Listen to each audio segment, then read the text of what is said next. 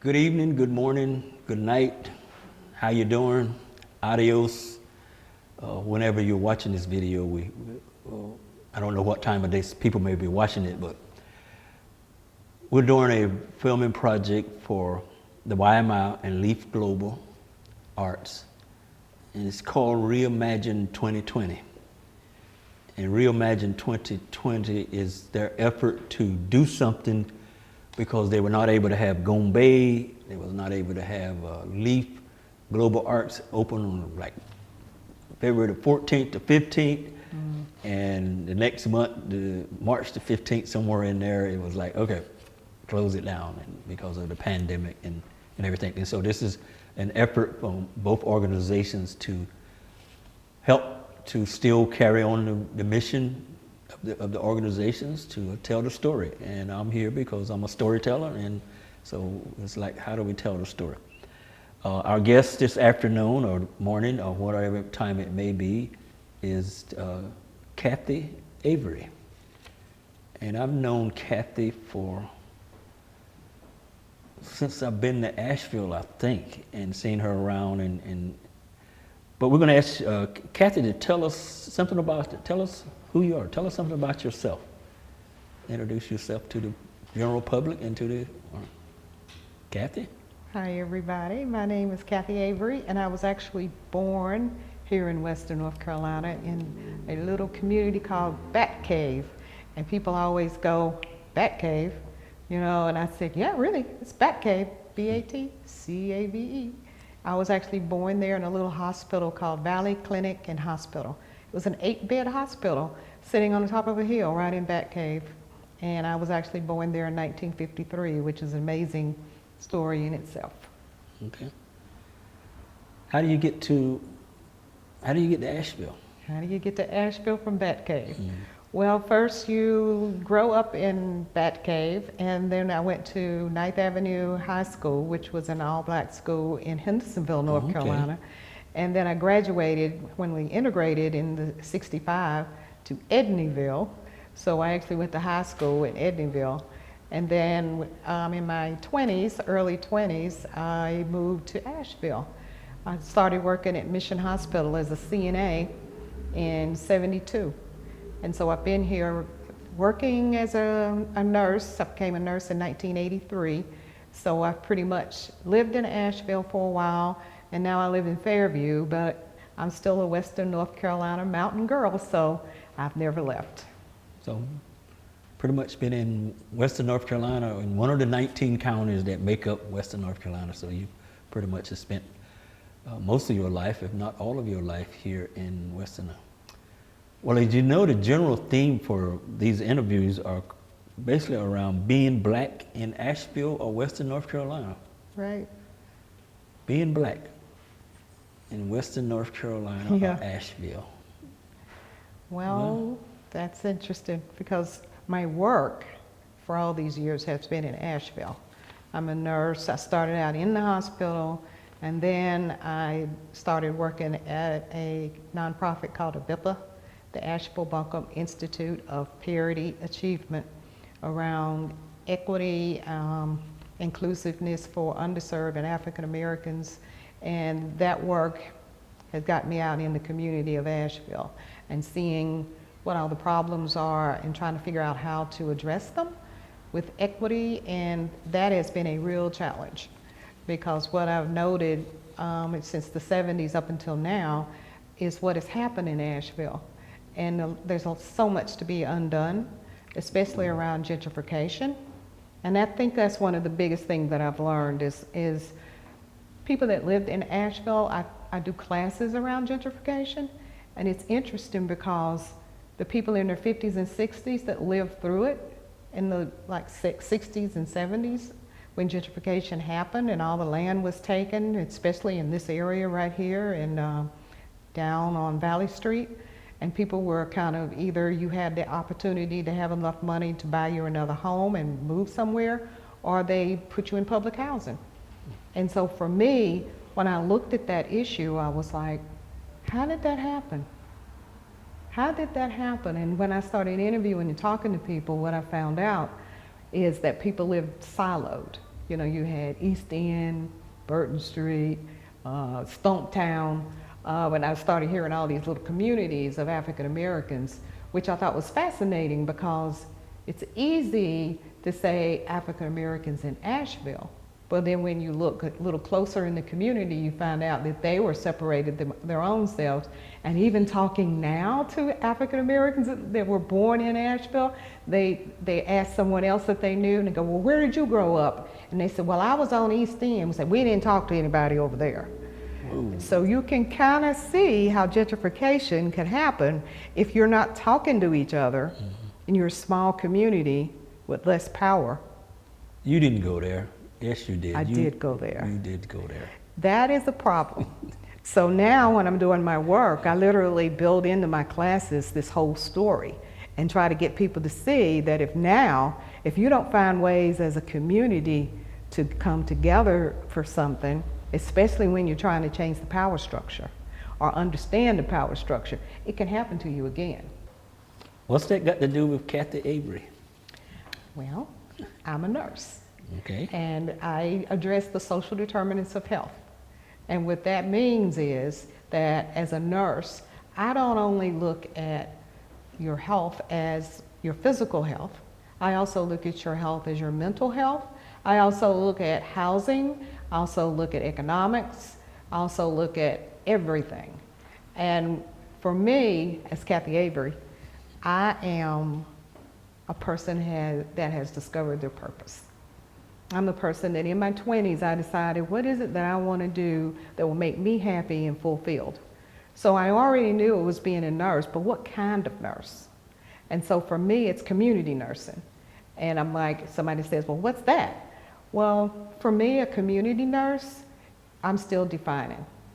Because for me to be effective, I have to figure out what kind of nurse I want to be, how I can be the most effective and the most fulfilled, and how I can change as many lives and make as many people productive and happy and healthy as I possibly can. You're sitting in the YMI right now, gallery #1, which is the most popular gallery in here where a lot of exhibits come. You're on the block. Mm-hmm. You within Leaf Global Arts, which is across the street, the YMI, Mount Zion, which is a half a block, if not that much, down the street. But we got all this other stuff here now. Foundry Hotel, 55 South Market Street. We got apartments right across the street. When I say the block, what comes to mind to you? Well, when I first came to Asheville, I heard about the block, and I was like, well, what is that? And I had friends, because this was like early 70s, so it was pretty much like right at the end of its heyday, you know. And so people would bring me down to the block so I could see what the history was like. And so I thought, this is interesting, because it was still owned and in the black community, but it was going away, being boarded up. It was losing it because people didn't have funding or money or resources to keep it going. You know, your great granddaddy might have owned a hotel or whatever, but you didn't have the money or the interest in keeping it, and didn't understand the importance of property and land. So fast forward today,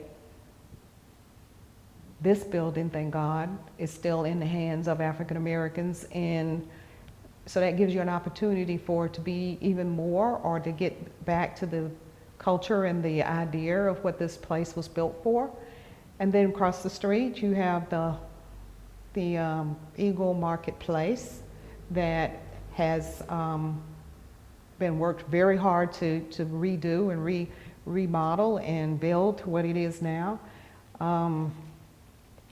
It can be more for the African American community, but I think what we need to do is redefine it, bring it back to the history, because I'm sure if I came here and just learned the history when I got there, you look at the younger people, they probably don't even know when you say the block what you're talking about, because it's lost that.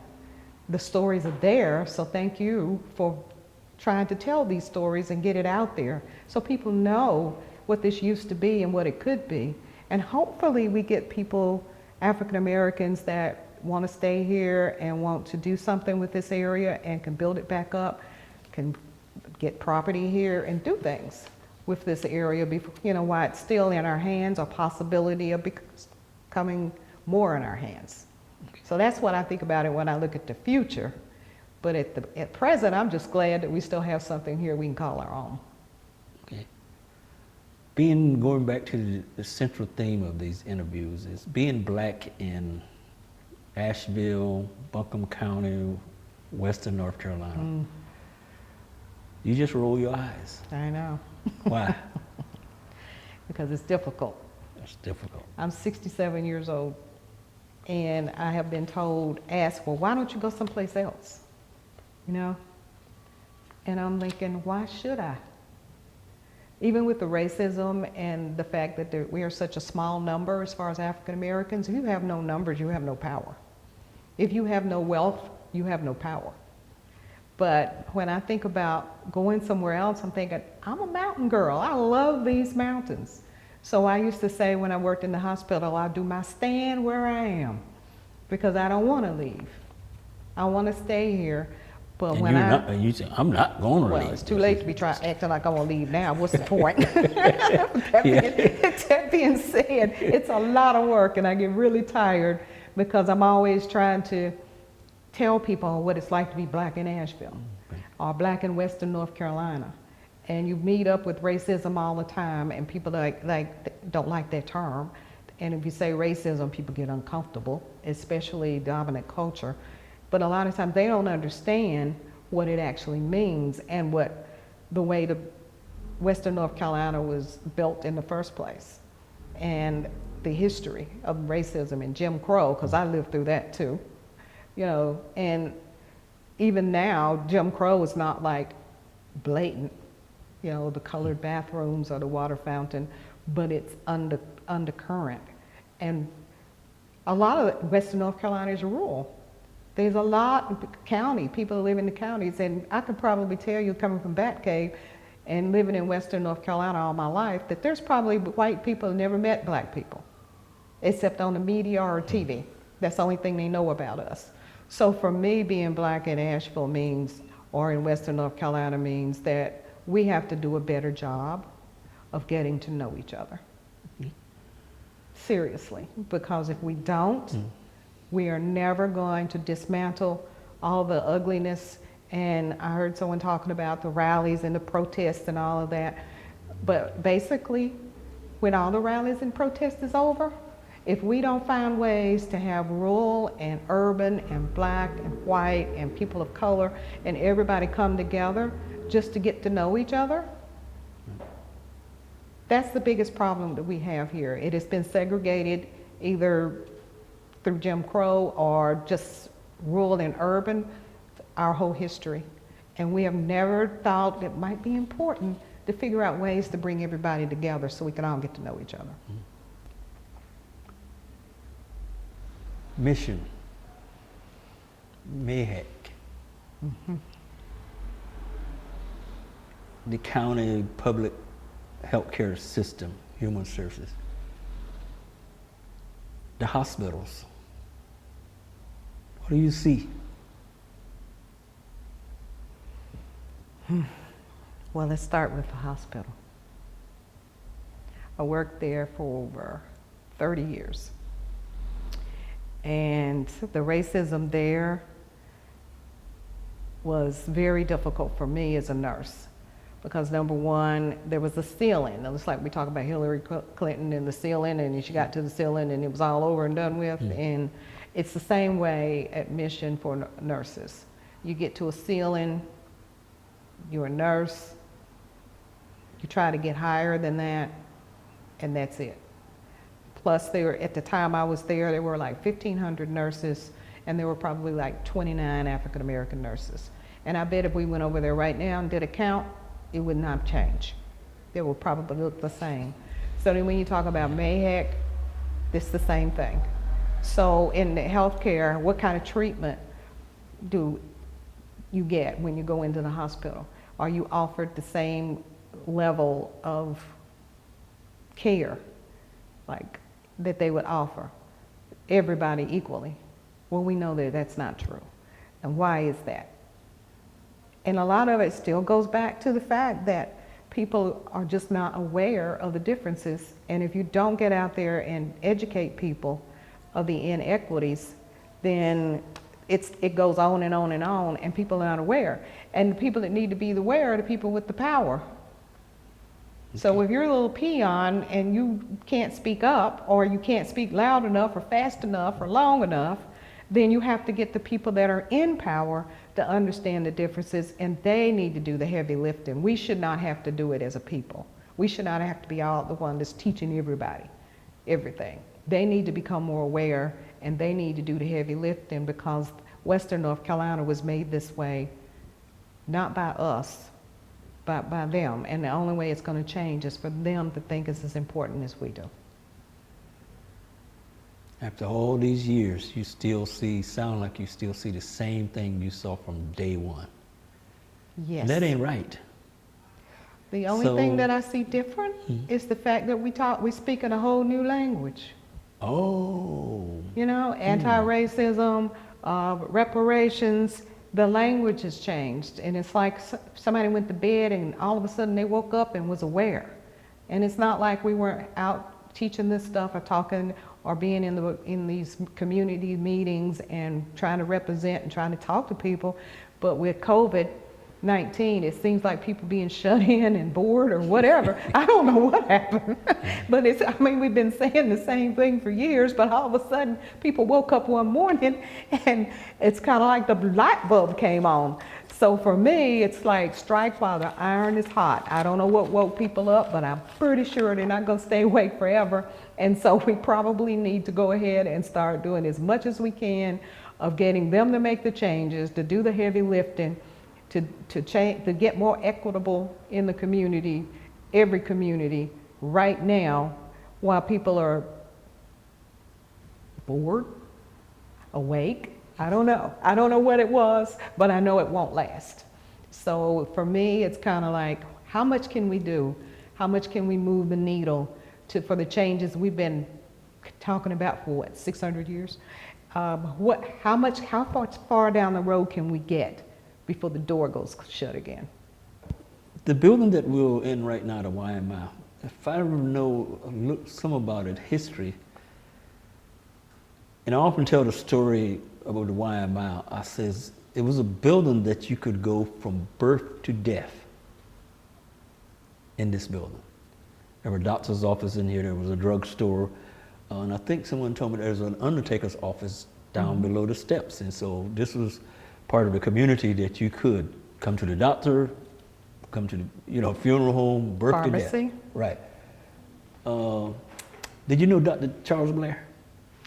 I did. What did Dr. Charles Blair try to do? That's what he is trying to do, and that's what I'm trying to do. Continue that legacy. He wanted that like one-stop shopping. So again, he wanted that idea that was already here. He wanted to manifest that here, where everything could be done in one place, where there were doctors and nurses and parity action teams, and a building where everybody could come and find everything in one place. And I still think that vision is possible. Okay. Talk a little bit more about that vision, your vision. Basically, my goal is to have us, instead of even having a location, but for us to go out in the communities and not being in a building per se, but know the community and go in those communities to serve the people. Because the people have gotten to the place where they're not going to come to you.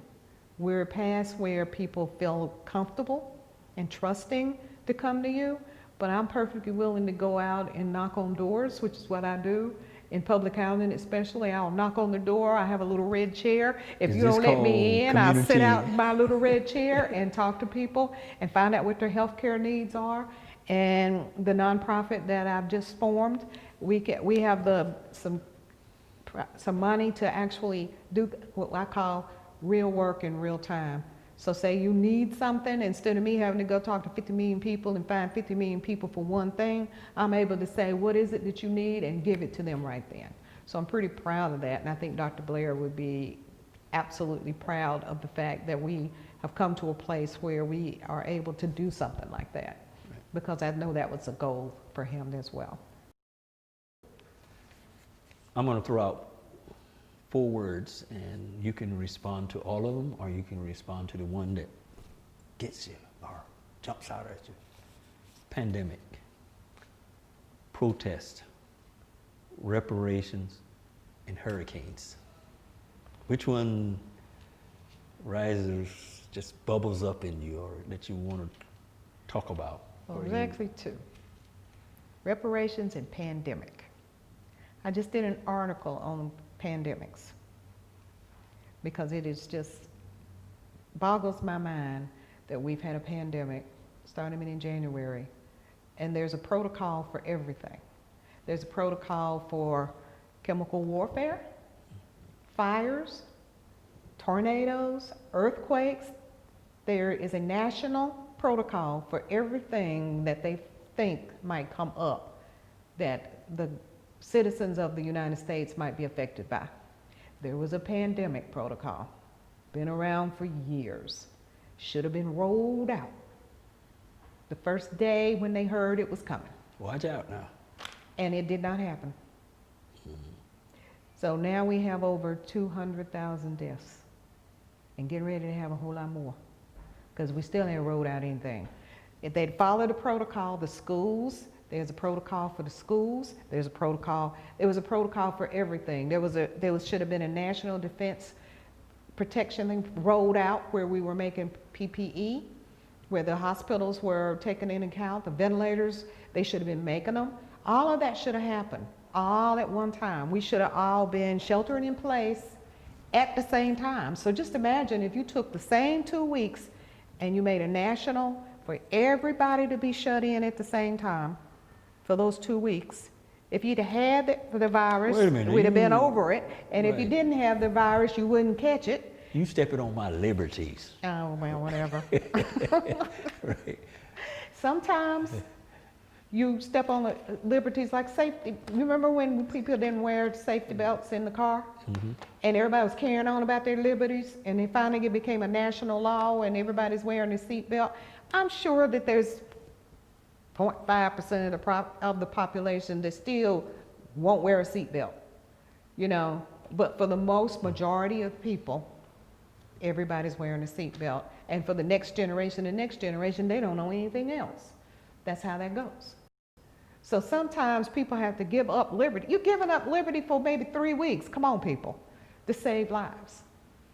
It's a pandemic. So I keep saying, but people, please just look up the word pandemic so that we know what we're talking about, because it's a killer, and it destroys lives, and the virus don't care. The virus don't care about your liberty. So that's what I'd say to that. And then reparations comes out at me because I know that the group that brought that word into the forefront again, because reparations been around, people been talking about it off and on since slavery. But now it has become in Asheville national news. And so what does that even mean? And how are we going to address that? And I was floored when the city threw it out there and it got on the national news, and they were shocked that the people came out from other areas and said, over my dead body will black people get reparations. And that they were shocked that people had come out and so intense. I'm like, where did you think you lived? So for me, they should have anticipated the pushback. Okay. And then they should have anticipated going slow, and how can we make this actually happen in a way that's going to be beneficial and bring everybody in with the education on why reparations is necessary, because people will be saying, I had nothing to do with slavery. Well, you might not have, but the country had something to do with slavery.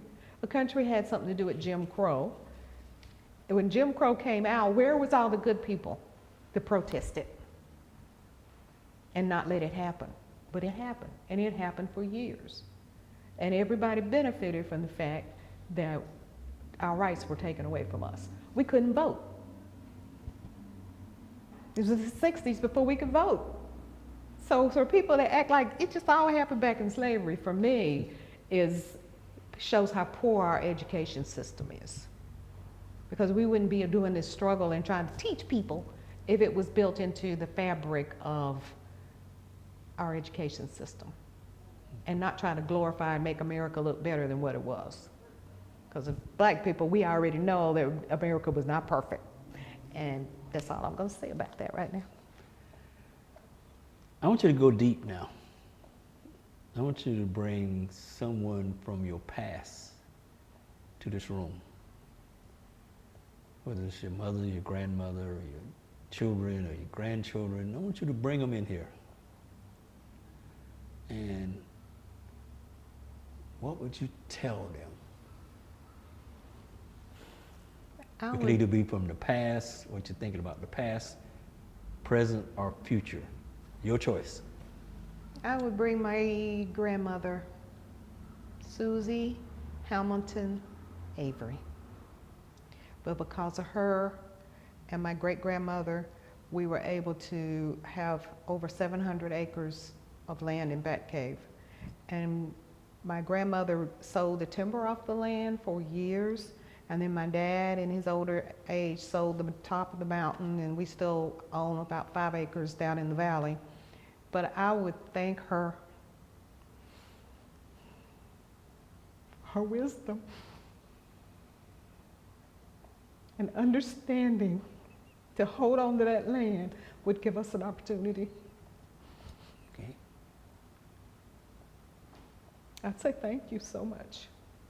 And I'm trying to do the same for the next generation. So blacks, being black in Western North Carolina. It is. Your grandmother faced what we're facing, but she faced more of it. She Yeah. faced it in a different way. She was very wise. Thank you. Thank you for being here and bringing your story. Come tell your story. That's what this is all about. Thank you, Kathey. Thank you for all the work that you've done down through the years in healthcare. Hang in there. It's going to get better. We hope. We hope. Right. Thank you.